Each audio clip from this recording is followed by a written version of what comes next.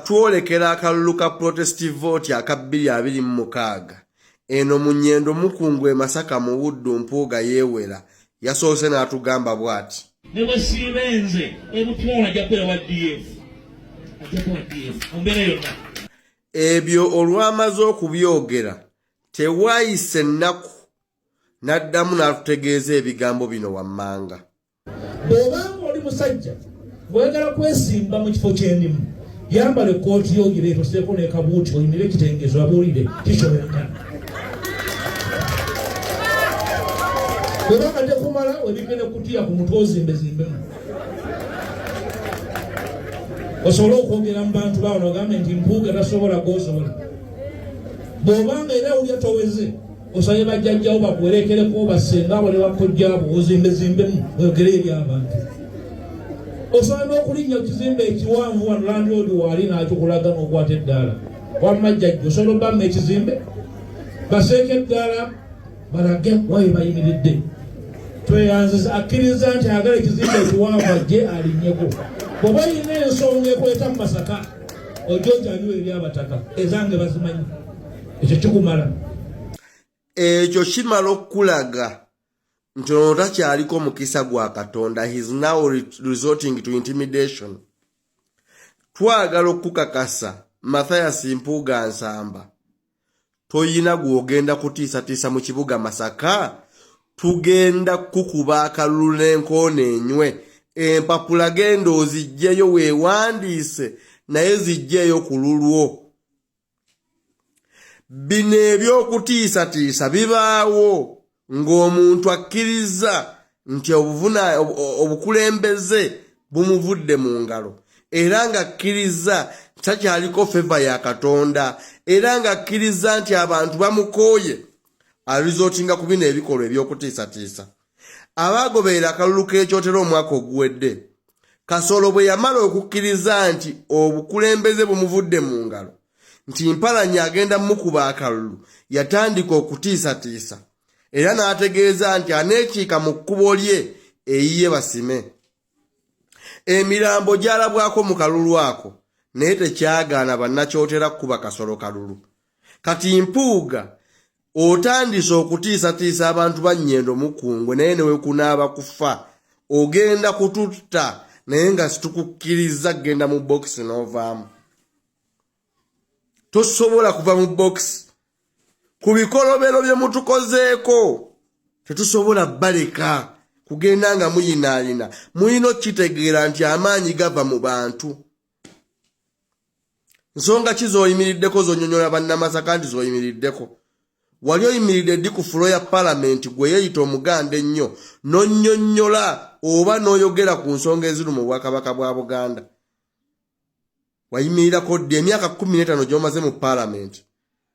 Wali oyimiridde ddi ku nsonga eziri mu Bwakabaka?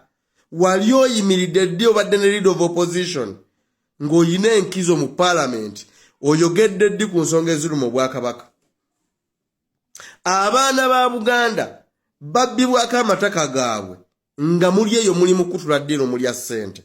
Wali oyogedde ki ku ebyo ebiruma bannayuganda nga ne Masaka wano wennyini amataka gabbibwa? Kati olaba akazannyo katandise okuyinga otandise okutiisatiisa. Muganda wange bino bye tugendamu birala ate bya ddala. Tosobola kuva mu bokisi wane Masaka. Tunatuna tutya mu maaso ga pulezidenti nga Mpuuga owangudde Masaka n'omuti gwo guseddugge kuki? Ogwo omuti ogwakula mu wiikisi 2 nga gugenda kumeggambulera wane Masaka wali okirabyeko? Tekisoboka, kizira n'okutta kitta. Diiru ze mukutudde nga muli mu palamenti zimala. Kati mutuuleeko wansi. Toyina nsonga gye wali oyimiriddeko n'emu. Wabula mulimu kutula ddiino na kufuna ssente. Ffenno tubuuliriddwa abantu nga batugamba tuleme kwogerako naye ku misaayi gy'Abaganda baffe egiyiise imwe mutule mu bifo mwe muli tetusobola kusirika. Baganda baffe bafudde nga balwanirira mmwe kutuula mu ntebe ze mulimu. Manyinaffe leero aziikibwa e Kaseese. talina kifo kwe yali yeesimbye balwanirira mmwe mutule mu ntebe ze mulimu bwe mwatuukayo mwafuuka bannampulira zibi mwalemu okumanya ensonga lwaki abannayuganda baabeesiga ne babasaamu obwesige ne babalonda mugende mu paalamenti mubakiikirire mwakola byammwe kati Mpuuga togenda tutiisatiisa tuli ready ku kyoyagala okukola kyonna oba kyoyagala otutuusaako naye ffe tuli balwanyi tuli bannankyukakyuka era tukkakasa tulina okukuba akalulu n'enkoona n'enyo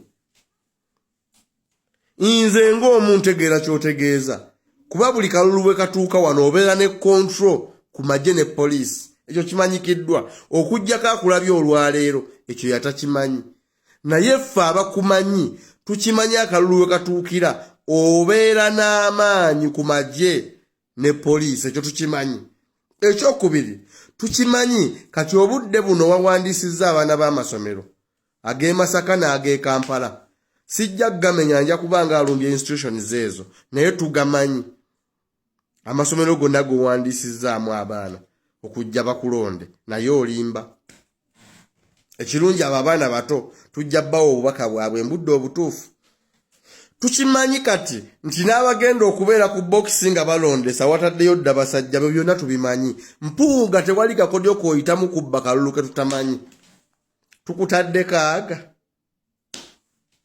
ffe weetuli bye mukozeeko bimala buno obwakasajja fuba bwe mwewulira ne mudda mu kututiisatiisa tugenda kulaga nti power belong to the people tuli maanyi g'abantu amaanyi g'abantu ge gasalawo obukulembeze obugenda okugakulembera si by'ebyensiko bye mwagendamu mu 86 ne banno b'okolera okubakuumira mbuyinza nedda ssebo okutiisatiisa kubeeko we tukukoma naffe tusobola okukutiisatiisa ate situkutya kubanga gy'ogenda otutwala naawe gy'ojja okugenda oba oyagala oba toyagala naawe ojja kufa kati ogenda tutiisatiisa naki tugenda mu protest vote 226 bw'oba toli NUP enjuyi tulina 2 olunyigiriza n'olunyigirizibwa olunyigiriza lwe lw'NRM n'obubiina obuzze bugunji bwawo omulinako EDF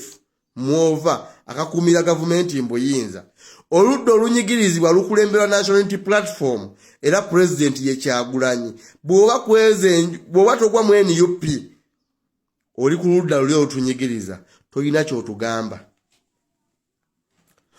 kyotugamba kati mu Masaka oyitamu nga Mbega weekweka bwekweso oyogereeyo bbali jangu mu nnyendo wakati okubeewo olukuŋŋaana obyogere ensi ebiwulire okugende mu kibuga Masaka wakati oli area member of parliament genda mu kibuga wakati okubeemu olukuŋŋaana obyogere ensi ekutye naye ffe tukulinze tosobola kuva mu box ate ADF terina weegenda kuwangula wane Masaka eno Masaka yankyukakyuka yasalawo dda temulina kye mutugamba mukutudde ddiru ezimala Mpuuga tova mu box bye mutukoze bimala ne bwona atutiisatiisa ne bwona akola ki ffe tugamba tugenda mu protest vote tuwakanya obukulembeze obutafa ku bantu ba wansi tuwakanya obukulembeze obw'obuli bw'enguzi obukutula obukutuziddiiru nga bannansi abaabulonda bubabonaabona bannannyendo mukungwe tebakulondaako ogenda kukutula ddiiru ne gavumenti eri mbuyinza Ssaabasajja Kabaka awangaale.